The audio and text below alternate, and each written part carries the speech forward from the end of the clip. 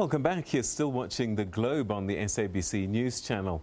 Now, the hospitality industry in Egypt has adopted a new approach to business in the wake of the COVID-19 outbreak. Hotels have launched on-site clinics manned by permanent doctors to screen and check guests for COVID-19 symptoms.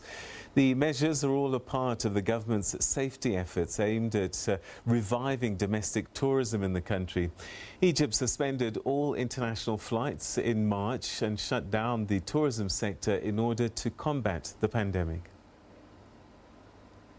Tourism is one of the country's main sources of foreign currency and accounts for 5% of the GDP. Although airports remain closed to all but domestic and repatriation flights, 99 hotels have been allowed to reopen at a quarter of their usual capacity if they meet strict health and safety protocols. Guests must be registered online and workers have to undergo rapid coronavirus tests when entering resorts, while a hotel floor or small building must be assigned as a quarantine area for positive or suspected coronavirus cases. Yes, with the certification of the authorities, we've, in the month of May, been able to take our occupancy up to 25%, and now in June we can take our occupancy up to 50%. So, you know, the arrangements that have been made are building, hopefully, confidence for guests to feel that they can return to hotels because the arrangements that we've made have their best interests. The government aims to increase the permitted occupancy rate of hotels to only 50% during the month of June. They've sanitized my bag.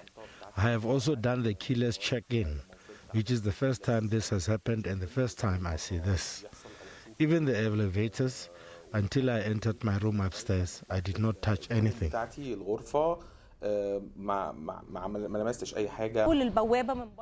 From the very start at the gate, the security employees are wearing masks and gloves. There's no interaction. You even deal with the reception afar. They're taking the highest precautionary measures. Hilton Kings Ranch Hotel General Manager Karim Helmi says large events and buffets have been banned in a move to curb the risks of contracting the virus. Thank God we have abided by all the rules laid out by the Ministries of Tourism and Health. We have cancelled all buffets, all weddings, we have cancelled conferences. We have cancelled events that require large numbers of people. We started implementing protocols of sanitation and disinfection from before Eid. Egypt has reported 29,767 coronavirus cases, including 1,126 deaths.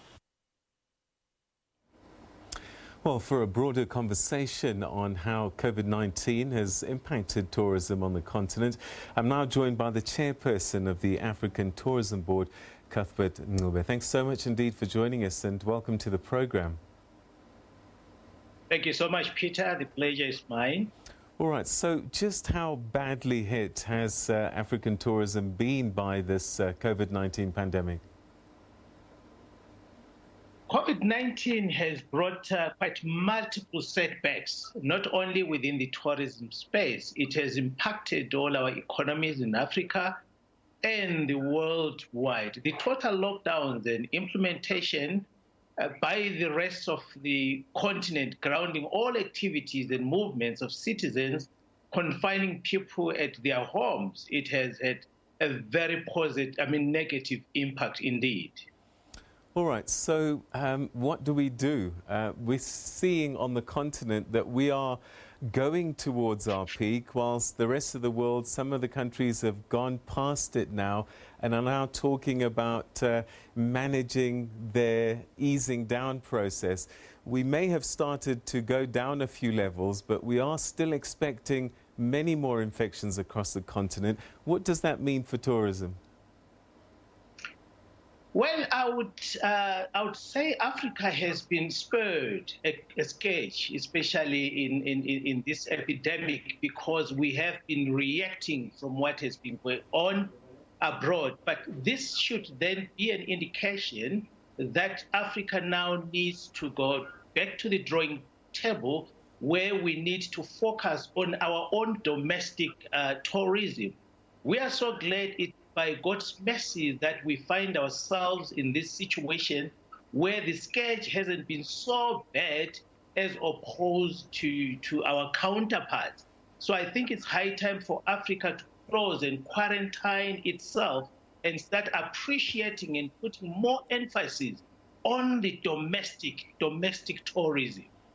All right, and that's the words also, I think, of our tourism minister, who says that South Africa may only be open to the rest of the world as early as next year, and that domestically, that's where we really need to see the movement of people. But will our people feel safe enough to want to travel? Because, you know, getting on a plane, being stuck with people, people may be fearful, actually, of catching this COVID-19. Yeah, with all the precautionary measures that have been implemented by the government, by our various institutions and our governments across the continent, we need to appreciate that they really prioritizing the healthy and the safety of our citizens. Traveling, by the way, in one's own country and then within the region is more likely to start the recovery process before we start seeing a revival of international tourism, as we have alluded that we might probably look at the next 6 months or so before we open up to international tourism. So indeed, it is healthy for us to develop that should have taken before and independent of the current crisis. So people should go around, visit and enjoy their country, for no country should be enjoyed by foreigners if it is not enjoyed by its own people. So therefore, our advocation is to say, let us rebuild, let us reassess the policies that has been a hindrance, especially to our domestic market fragment. But where will these tourist numbers come from? If we look at a country where before COVID-19 we were already in recession, we've seen the economy decimated, thousands, hundreds of thousands of jobs have been lost, many may still be lost. People probably don't have that spare cash to do the holidays. I think we need to appreciate and make sure that the whole system of the value chain should actually come together. We have actually inherited policies that has been a stumbling block, a hindrance to our local segment of market within the tourism sector. So we need to see easing of those policies. We need to start crafting our own stories about Africa and encourage our own local, national movements before you even extend to regional tourism. We need to make sure that our people, they appreciate tourism. And I would imagine the hotels and the B&Bs are going to start to have to think about operating differently. Perhaps you have people checking in online at a hotel and having minimal contact with hotel staff beyond what is absolutely necessary. Definitely, it's not going to be business as normal, as usual. But we need to definitely have a paradigm shift that then needs to involve all of us, from the traveler. When you make your booking, yes, we need to use more online systems.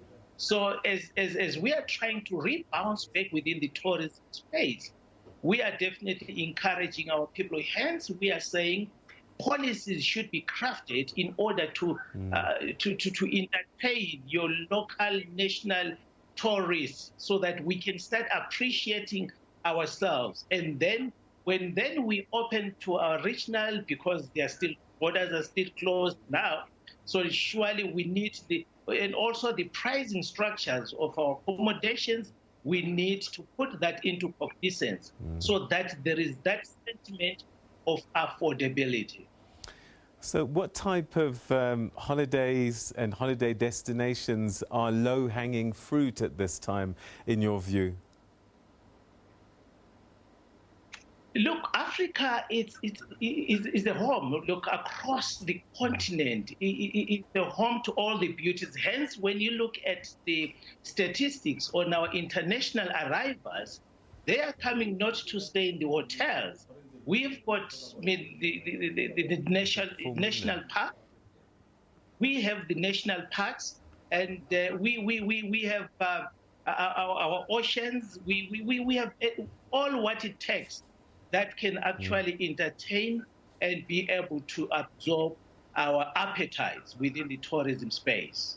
All right, and as I look across the continent, we've just done a story on the situation in Egypt, but I think about Tanzania, where the American embassy, the American government has issued a warning saying don't travel to Tanzania because the government just hasn't done enough testing and hasn't released enough results, and that there's a high risk of getting COVID-19. This may be a story that we might see in other parts of the continent. How do we deal with this kind of tourism warning if governments at home are not doing enough to reassure people?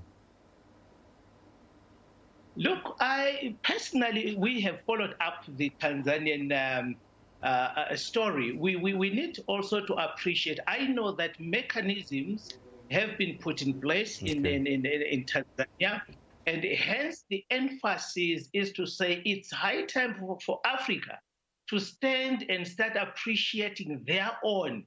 We need to write our own narrative as Africans and stop this dependency syndrome where we are detected by exterior forces that have nothing good that can come out of Africa.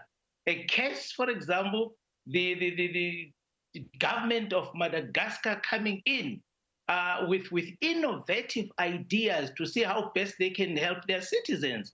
But most of the world, they've condemned the country. So it's high time for Africa to close their borders and start appreciating and working as a bloc of nations.